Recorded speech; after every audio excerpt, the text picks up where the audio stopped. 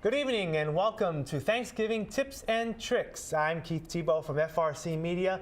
I'm pleased to be joined tonight on this especially live program here at FRC Media, both on FRC TV and on FRC Radio. I'm joined tonight by Chef Gloria Cabral, culinary arts instructor here at Bristol Community College, and also with Gloria is Jen Collier, who was a student here at Bristol Community College. Gloria, thanks for being here, first of all. You're welcome. Thank you very much, Keith. I'm so excited about the holidays and Thanksgiving. Yeah, the purpose of the show, and actually, Gloria, you had this idea about 3 or 4 months ago. You said, wouldn't it be great to have a live television program where we can help people get ready for their Thanksgiving feast? And that's what tonight is actually about. We're here for at least a half hour or so, and you can give us a call if you're getting ready for that big meal on Thanksgiving morning or Thanksgiving afternoon, and you're not quite sure some steps that you need to take to get ready for the big day. Consider us your resource. Give us a call live at 508-730-3222, and Gloria will help, not me, Gloria will help you with some of those Thanksgiving holiday meal questions. Now, Gloria, when we think of Thanksgiving, it's really the one holiday where people are focused on food. Right. It's food because we get together as families, everybody has their traditions, and we celebrate the Thanksgiving meal. Granted, they say Thanksgiving was the Pilgrims' time and they got together, but we as a family want to be together to celebrate our thanks for the food we have and the health and everything else that we have. You know, one of the great things, and tonight we're going to be showing you a number of different aspects of Thanksgiving. Of course, Gloria is also the host of the show For the Love of Cooking here on FRC TV. And Gloria, your show that's currently airing is about Thanksgiving and preparing for the feast. So we're going to be mixing in some of the highlights of that show into what's going on tonight. But what's Jen doing here on set? Jen's getting ready to, she's prepping a lattice crust top, and it will look like this. What's nice about Thanksgiving, we have our traditional pumpkin pies, and as a freshman they learn how to make pies with a fluted crust or lattice crust to give for the holidays. She will be making the lattice crust, which is a woven dough, and we crimp the edges so they look nice and pretty, and we'll bake it off for the holidays. This way they can use fresh, if you have fresh, I say fresh as in fresh because it was in season in the summer, but fresh or frozen fruits from your garden or anything else. I grow raspberries, strawberries, and in the neighborhood we have a lot of blueberries that I freeze for this time of the year. Also, I go to the local orchard and get some wonderful apples for apple pie. On an apple pie, I like to use 3 different types of apples. You know, a strong Granny Smith because it's tart, a McCowan for a little tart and sweetness, and usually a Golden Delicious because it has that undertone of sweetness. In one pie? In one pie. Okay. The best way, I always ask my farmer at the orchard, and I said, what do you suggest and what is best at that time? Because he knows his fruits. And he'll usually give me maybe a different type of wine sap or a Jonathan apple to counteract it for whatever characteristic they have. So we'll do the different pies. But with a lattice crust like this, she's just putting, because that's where you want berries, so they bubble through and they look wonderful, and it gives it a nice look to your pie dough. With a apple pie, you usually put a 2-crusted pie, which is a crust on the top or the bottom, or with a simple, and she'll flute one of these here, you can do a streusel topping, like you would on a blueberry muffin. You put your fresh fruit in there and you put the little crumb topping on it, which is a wonderful way to make a pie. So Jen is moving right along here with the with the lattice, and it's sort of like an over/under type thing, isn't it? With the dough. It's like being when you were younger, weaving little pot holders, and you just get that little, you get that little rhythm going and everything else. So once she finishes that, she will put the edges together, trim it, and maybe either pinch it or we do a fork edge on that. As much as I love dessert first, there are other parts, obviously, to the Thanksgiving meal. 3 days out, now we're live on Monday, November 25th. 3 days out, should people be panicking if they haven't gotten anything yet for the Thanksgiving meal? No, because you can get a fresh turkey. Just go to the store and buy a fresh turkey. And that's usually a turkey that has not been frozen. Okay. A frozen turkey, if it's small, you would have maybe some time to thaw it, but a 23-pounder would not be ready for Thanksgiving. So you just pay a little bit more and get the fresh turkey. I would start with the turkey then. Okay. And decide on what your trimmings are. I make my stuffing, usually I made it last week and I freeze it, so I have less time that I have to cook on Thanksgiving, the night before Thanksgiving. Now, people usually like fresh, but in the case of something like stuffing, it's all right to be frozen and taken back out on the day that Right, it's gonna before I be put it in, because it's already been cooked. It's Right. not, there's nothing wrong in it. It's already cooked. It's frozen right away. And when you buy from the store, what do you buy? You buy frozen things. Right. But it's only a week. It's only been a few days that really, and you're going to just thaw it out and get it right in your oven, because you're going to think of time. Oh, what a beautiful job on that pie. And here's some of the footage from For the Love of Cooking. Right. This was a Portuguese stuffing, very common in our area, and that's my mother-in-law's stuffing, and we'd be sautéing some onions. New thing was, because I just learned how to make that stuffing that day, she would take all the gizzards inside and grind them up and put them in there with the chorizo and the stock and everything else. And that's her family tradition to our family. So she will make that for us on Thanksgiving Day. I make a traditional stuffing from my grandmother, which is a hamburger. Sometimes you can add pork to it with celery and onions, and a Pepperidge Farm packaged stuffing that we would add to it. And What are some of the ingredients there? we have chorizo. Okay. You have eggs. The dark red stuff is chicken. I mean the liver and the heart and all that from the turkey. And what you don't see right now is a little hot pepper and vinegar. And when she explained the recipe, she says, well, you need a handful of vinegar. I'm like, a handful of vinegar. It's kind all right. of Yeah. difficult. Okay, Ma, let me see your hand and let's measure it out. Whose hand, That's too, it. right? It has to be. When a lot of recipes we get from our family, she'll say it's a coffee cup. Well, which kind of coffee cup? She says Especially this day and age, you get a coffee cup that's about the size of a thermos. Yep. So I usually tell everybody, I says, when you have elderly parents, grandparents, you sit with them in a scale and say, you have them cook with you, so you just put it on the scale so you can mark it, because anything happens to them, your recipes, your heritage disappears, so you want to continue it. Now that you're working on the stuffing, now traditionally, or maybe not so traditional, stuffing, when you consider stuffing, you think it should be in the bird. Now, it can be either way, outside of the bird or inside of the bird. Are there advantages or disadvantages to that? The advantage of putting the stuffing in the bird, that's how I like mine, is because I'm going to absorb that flavor from the bones, as the bones are just, some of it will go into the bottom for my stock and my gravy, but that moistness goes into my stuffing and it stays very moist and it has a different flavor to it. Okay. But you have to make sure that you get it up to temperature. By the thigh area it should be 180 degrees, and by the breast area it's like 165. So invest in a thermometer. I think that's especially with this, because this is the time of year you don't want anybody to get sick with anything. And so we will make different stuffings. Now this stuffing is cooked, once I cook it in the pot, I would end up finishing it in the oven separately, because it's a drying method that as it cooks, it dries out a little bit. So that way it's all mixed up. It's all mixed up, all that wonderful flavor in there. And it's, with the chorizo, it's a whole different feeling. It's the comforting of a different family member, and my husband, that's one of his favorites to eat. And I'm sure a lot of people in this neck of the woods probably may have that same type of recipe. It's the same type of recipe, and it all depends on, I always say, if you come from Portugal or the Azores, what type of chorizo you would have or what you would add to it. But it's whatever it is, it's what your family makes of it. Right.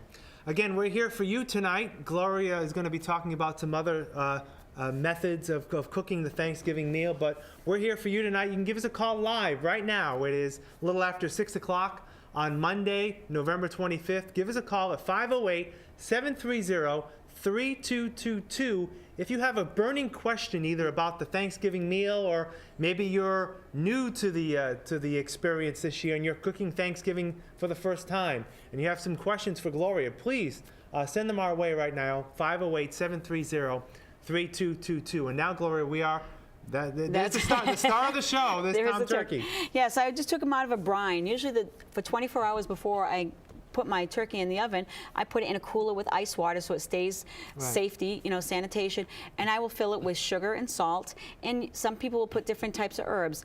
There are companies you can buy brines with, so it's a flavored water.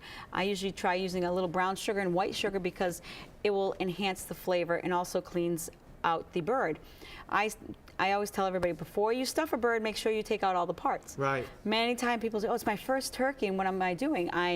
They pack in the stuffing, and when they're taking it out later, there's a bag full of the neck. And the neck, to me, is one of the most flavorful parts of the bird, so we have to take it all out. Is that the liver? Yeah, the liver, the heart, yes. And what I always try to do is when you flavor your bird, people rub it on the outside. Well, I put it in between my skin. I put my hand between the skin and the meat, and I separate it, and that's where I fill all the flavors and all my herbs inside there, because that's where the meat is. There's no barrier of the fat. So between the skin and the meat? And the meats. Okay. And I'll do it on the inside and outside. I can just about take all the skin around that.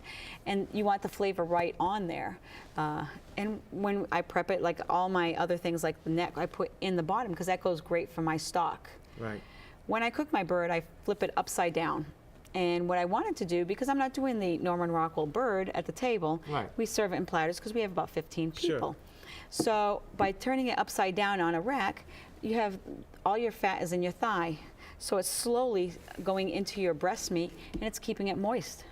Right. See, Jen did a Jen's moving right along. She's got the cherry the cherry pie, all set for that. All set, ready for the oven. Yep, she'll be doing the blueberry, and then she'll do a fluted crust because we have tomorrow here at BCC we have an international club dinner, and we serve 150 guests for this. And with the pies that we've made, the students made even the pumpkin filling right from scratch because we had a whole bunch of jack-o'-lantern pumpkins. So there was a lot of pumpkins in the oven. So they learned to make a pumpkin pie from scratch. Oh, great. Which is a thrill. So that way it works out nice. But, just remember, the temperature on your turkey, and I can't stress that enough, make sure you have your, get a thermometer and cook it to the right temperature.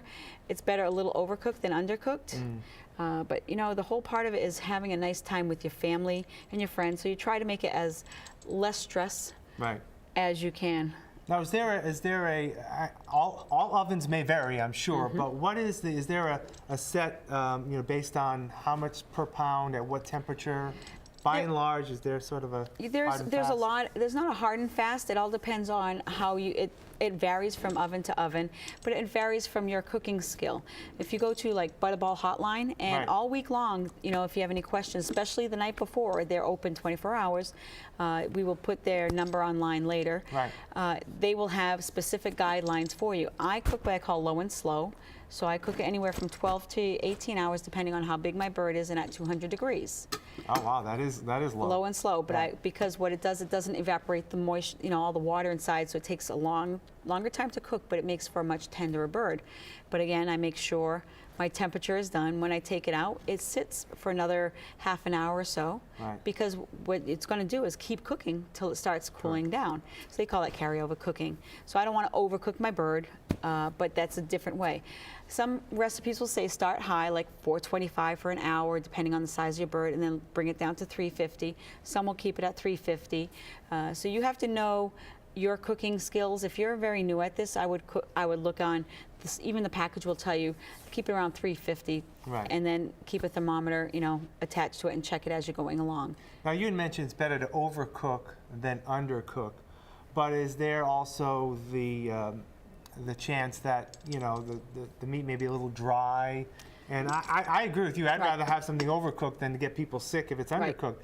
A lot of people like a tender, moist bird. And sometimes it's going to happen. When you do that, when you put it in a brine, it's like another safety factor because you're adding moisture to it. It's absorbing the moisture. It's absorbing it all into the bird. And if you're cooking it upside down, again, that will be another way to help that. When a dry turkey usually is way overcooked, there is you have a 45-minute window. If all right, hit my temperature, I'm going to take it out, it's going to rise another 10 degrees, that's pretty good. But if you cook it in there and it's crispy and it's over crispy, that was way overcooked. So it's just learning the factor now. So did you say that when you hit the temperature, say 180? Well, I would take it out about 170. And then it's going to also rise. It's going to go up another 10 degrees. See, I learned something today. Yeah, it's going to be about another 10 degrees. That would be 180 in the thigh and about 165 in the breast. Okay. So if you take it out at like 155, 160, it's still going to cook longer, and just let it sit. It's called resting. And when you rest, it gives enough time for the juices to stay in when you cut it, because if you cut it when it's hot, the juices will just bleed out. And your time will change if you want it stuffed or unstuffed. I cook mine stuffed, But if you want to unstuff a regular bird, you cut your time. Like maybe 2, 3, 4 hours, depending on the size of your bird. Oh, okay. So that makes a difference on your cooking time. And I find by leaving it stuffed because of the hamburger, because of the butter in my bird, when the stuffing, it stays even moister because there's more fat in it. This is a time I don't sit there and I don't scrimp and save for fat. You can enjoy it, just enjoy in smaller portions. Yeah. That's what's great about Thanksgiving. This, again, one of those holidays, because it's so focused on food.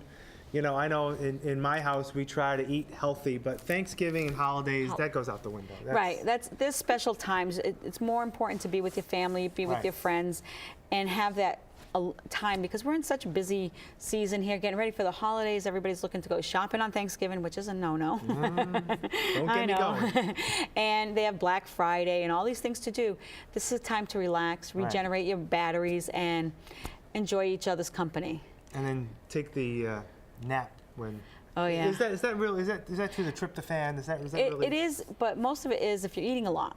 So it's more of quantity, not specifically. Well, it's like if you have a glass of wine or a bottle of wine. Yeah, the glass, right? It's the same idea. If I have a little piece of turkey or a big piece of turkey. Oh, okay. So yes, there will be something that will make you more relaxed and tired, and the tryptophan in the turkey is it, but then it's also the carbohydrates of the potatoes and the gravy and the sugar and the cranberry sauce, all those things that are really, really good. So what I try to do, and I eat on smaller plates, because I know in 20 minutes I can go back and eat again. Right. It's not going anywhere. Instead of sitting there with a big plate in front of me and be uncomfortable, I just, I'll sit there and, but like this is, we have our traditions of different foods. We make our own cranberry sauce and different relishes. If you see one of our shows has on the sides all the different ways of doing the vegetables and stuff like that you can make. I love turnip. I'm the only one who likes turnip. I have a friend who she'll come over for it. Somebody else likes butternut squash. Somebody likes egg. We have probably 4 different types of squash type products at the table, and we'll make home fries with it or whatever else. Leftovers, turkey shepherd's pie. Yeah, which is great. And what you usually do is I'll make a pie and I'll freeze it. I'll just put it in there with the gravy and the vegetables and the meat and everything right into the freezer. So in about a month from now, when I'm ready to wanting to have another turkey but don't want to make it all, I have turkey shepherd's pie. You mentioned something that to me is important with turkey, especially if I'm cooking and the turkey's a little on the dry side. The gravy. Now you make your own gravy? I make my own gravy. Is that with the drippings and everything that's in the pan? Right. All the drippings in the pan. I'll add a little water to it and bring it any of that what they call fondant. It's that brown stuff at the bottom. Right. So I'll bring that up. I'll put it in a tall, thin container and I'll freeze it for a little bit so it takes that big layer of fat out. And then how long is it frozen? Well, you throw some ice cubes in about 15, 20 minutes. Oh, really? And you throw the ice cubes in it. We'll freeze that fat. You pull it all out. So you just take that big layer of fat out. So that's I don't like. I'd rather just add flour to it and cook it at that point, and that's called pan gravy with all the flavors. And then where I've had it in a brine, I'm getting that brine flavor, the sugars. Right. So usually the gravy's like dark brown. Right. So which is really, really good. Right. And so you're doing a good job there. No, we try to make different pies. This is the season for pies. Right.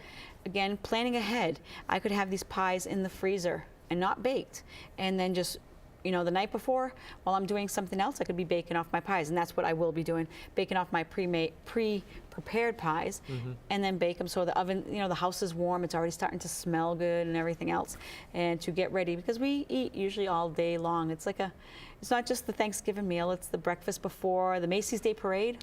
Yeah. I'm waiting for Santa at the end of that parade. And then now it seems like the tradition for television, being in the TV business that we are, you've got the Macy's Day Parade, obviously football in the afternoon, but for those who don't like football, you've got the dog show now. That seems to be a tradition. Well, we have the Hallmarks. We have It's a Wonderful Life, the Hallmarks Day. I'm a Hallmark Channel person or a Lifetime. You and my wife. Yeah, it's been Christmas in my house now for about a month. My wife this weekend I'm like, what is that? Christmas shows. It's like November 20th. It started, I think it was just after Halloween. They started November 1st with our Christmas shows, and my husband just kind of shakes his head and walks by. And like I do. I just, okay, honey, you can watch that. And we were already, last night was one of those shows, was The Wizard of Oz, was last night. Really? Yes. Oh. So that's our tradition, at least 3 times during the holidays. Well, it's my husband's favorite show. Yeah. I always was It's a Wonderful Life. It's a Wonderful Life fan. Anyway, so much that's Christmas. We're talking Thanksgiving tonight. Feel free to give us a call if you have any Thanksgiving meal questions for Chef Cabral. 508-730-3222. We are waiting for your calls, and we'll be glad to answer your questions about Thanksgiving, as we're only 3 days away from Thanksgiving, and then the Christmas holiday season will start the day after. It's really a short Christmas season this year, with Thanksgiving being so late. Interesting. Oh, yeah, and it's, the Hanukkah starts the day after Thanksgiving. So everything's kind of a little bit different this year. Usually expected around the same time. And, but it makes, again, it's just keeping us on our toes of what we have to do.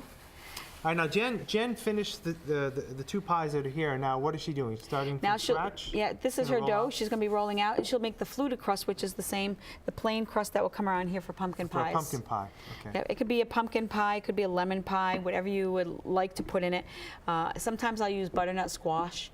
It's what's available to me, and then we would just add in whatever we like. I go to some recipes on the internet are really good, but not all of them. So don't try things that you don't know on a big special day. If you have a special recipe that you've done over and over again, it's great for the holidays. Yeah, you don't want to do any experimenting. Not too much, unless you're like Chef Cabral, a really great chef, and can get away with experimenting. Even then we'll do a nice pecan pie, okay, which will be nice for this time. Or sometimes I'll do a walnut cranberry pie, because this is also the time for cranberries. Right, absolutely. And so we'll do, we just do a lot. A lot of times we'll make little pies, mini pies, because you don't want to have a lot of leftovers. So if you have 3 or 4 different mini pies, and people can just split it between 2 or 1, and this way you can enjoy having a bite of this one, a bite of that one. And I only use real whipped cream. I will whip up our own cream with very little sugar, because this way you need that little bit of sugar, but it makes it really nice. And this one here, we add a little bit of cinnamon to it. Right. You can add a little bit of bourbon if on a nice on a pecan pie. And sometimes I'll add a little bit of whiskey into the crust, because it just carries it over. On an apple pie, we'll add a little cheddar cheese into the crust. Now, what's in the filling of a general pumpkin pie? General pumpkin pie is fresh or canned pumpkin. Okay. Then you would add depending on how thick you want it, could be heavy cream, it could be evaporated milk, it could be regular skim milk. So the less, like a skim milk would make for a smoother, but creamier pie, but not as heavy. And you add sugar and your spices. Some people use pumpkin pie spice. I use cinnamon, cloves, ginger, and a pinch of nutmeg, and which it gives it a nice. But I use probably half of what a recipe says, because it's a pumpkin pie, I want to taste pumpkin. Right. It's like apple pie, you want to taste apple. Right. So usually we cut the sugar down and the spices, because you want to know what you're eating. Right. See, now Jen is getting ready to transport the dough right into the pie pan. See, she's done a very good job on this. Jen is one of our freshman student who, she's made many pies, because she's been one of our Skills USA for the college this year. She did Skills USA, which is a competition that we do here in high school. And she did very well in high school, and she's going to do better in college. Yes, she will. Wink, wink, nudge, nudge. Yeah. We'll work you. After 500 pies, you'll be awesome. And so what we try to do is, at this time of the year, like all our freshmen learn the basics, because this is what you want to do. You want to make pies if you're in the baking program. Our culinary students get to work on turkeys. They learn to cut turkeys up, because we have different functions, so they cook a lot of turkeys over the last week. So this way they're prepared for when they do it for themselves at home.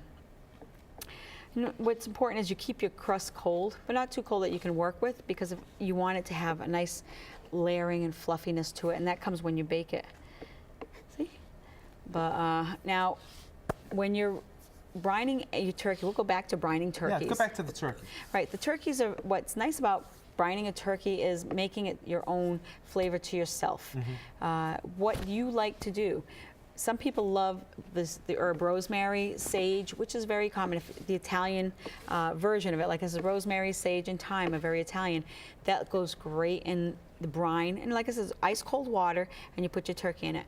I usually put in a cooler, probably, it's supposed to be 3 pounds of salt to 1 pound of sugar.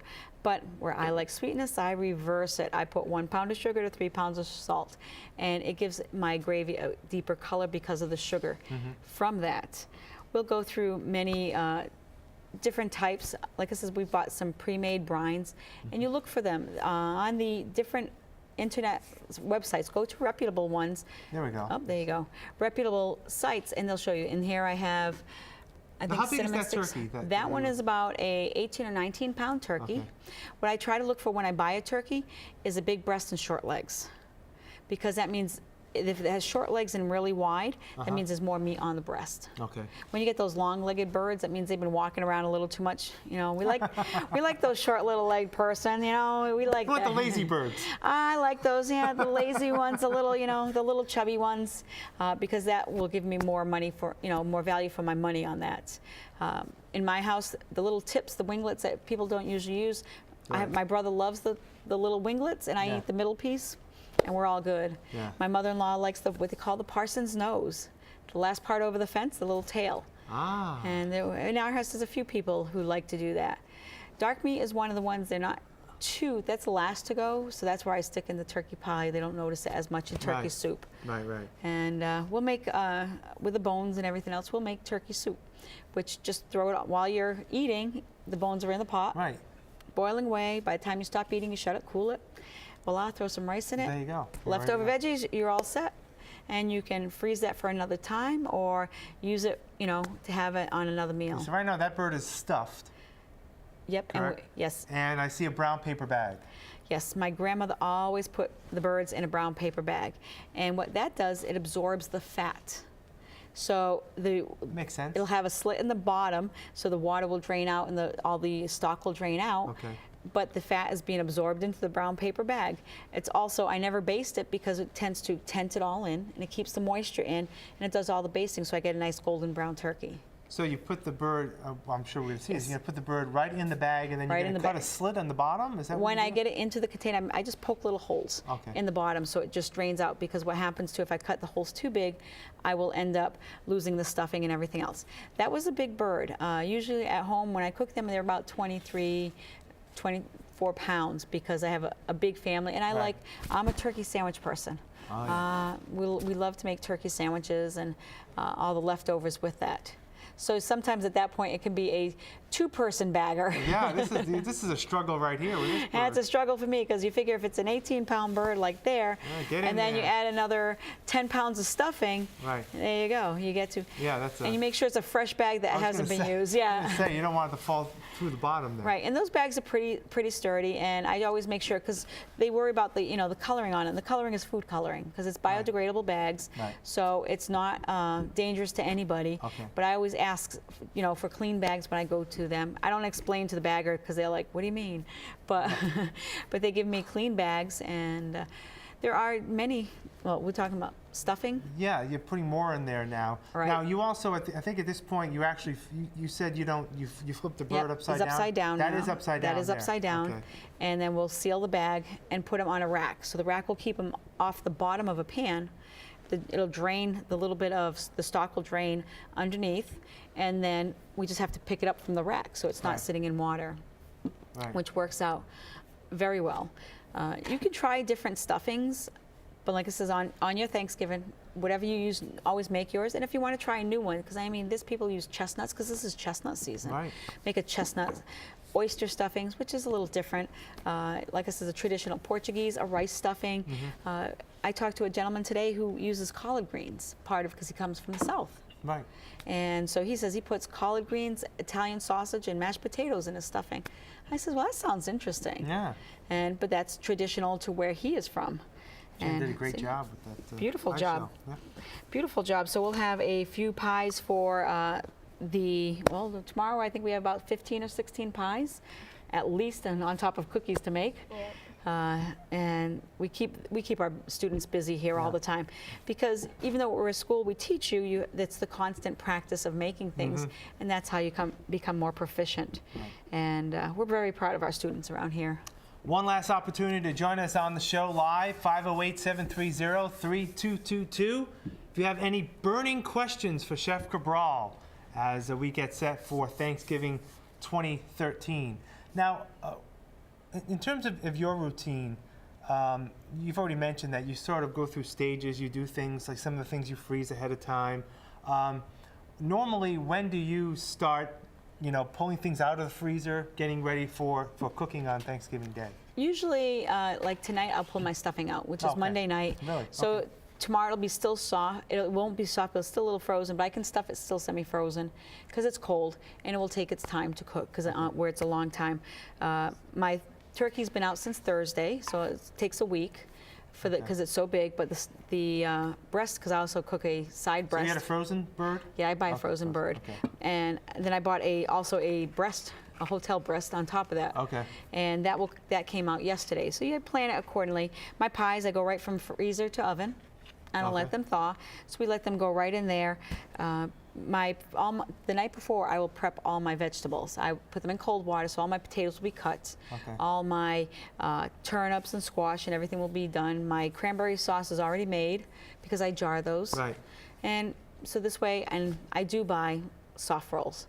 I don't make a little bread roll, so I will buy a local, you know, at a Right. local bakery, some nice soft rolls for those people who want to have a little piece of bread with it. But other than that, everything else is made, or my guests bring in their specialties also. So basically, the prep work is done, and then when Thanksgiving is here, it's basically oven in. That's Cook. right. And then it all within an hour, everything else is done because it's already prepped, and you've had that resting time Right, and family time and everything else. Right.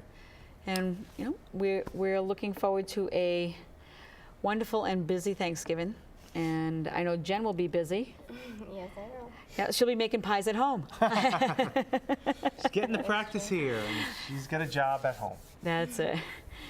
And so, you know, if anybody's ever interested too, we also have, you can call here for the Right. website. We also have the Love of Cooking website, Right. and we'll always answer any question you would like to ask. And one of the things that's important, you mentioned it before, is on the screen now, Butterball Hotline. If you didn't join us tonight, that's all well and good because we are replaying the show between now and Thanksgiving. If you have any questions on the preparation of your turkey on Thanksgiving, you can call the Butterball Hotline, 1-800-BUTTERBALL. Easy enough to remember. That's right. And we want you to have a safe and healthy Thanksgiving. And enjoy it. Enjoy it with your family. Enjoy it with your friends. And we'll be enjoying it because we have a lot on our plate. Yeah, literally a lot on their plate. A over the lot next on our couple days. plate. Well, Gloria, I want to thank you for joining us tonight. Jen, I want to thank you. Great job with the pies. Wish I could taste one, but that's okay. That's Tomorrow- okay. tomorrow That's come okay. for dinner. Tomorrow with the International Club event, the Thanksgiving dinner, they'll be enjoying these fine pies. So, Gloria, thank you. Have a great Thank you. Thanksgiving. Jen, Have a you happy- as well. Thank you. We want to thank you for joining us this year as well for Thanksgiving Tips and Tricks. I'm Keith Thibualt. Have a great Thanksgiving holiday. We'll talk to you next time.